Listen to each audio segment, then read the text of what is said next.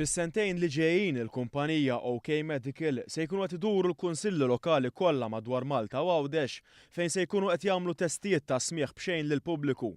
Dan biex waqt li joffru s-servizz tagħhom għall-komunità ikunu jista' jagħmlu riċerka bbażata fuq studji u testijiet fatwali.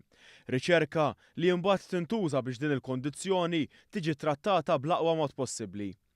Il-kap tal-awdjoloġija ta' OK Medical Nicolas Desira qal ma' One News li bħalissa f'pajjiżna m'hawn l-ebda informazzjoni dwar kemm in-nuqqas ta' smigħ jaffettwa persuni f'pajjiżna. Huwa mifhum li din il-kundizzjoni taffettwa bejn 9 u 15% tal-popolazzjoni. Bażikament aħna qegħdin nippruvaw nżidu naqa' kuxjenza fuq in-nuqqas ta' smigħ.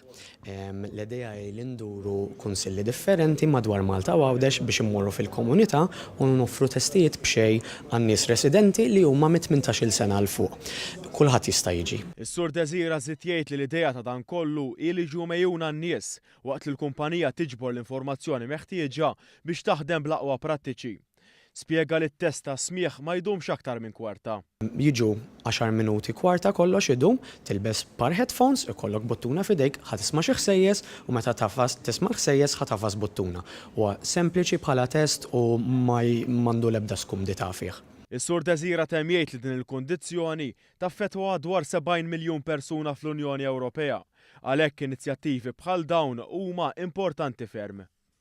Rappreżentanti tal-kumpanija għamlu wkoll donazzjoni ta' 10 hearing aids b'valur ta' 6,000 € biex jintużaw bl-aqwa mod possibbli mill-Malta Community Chest Fund.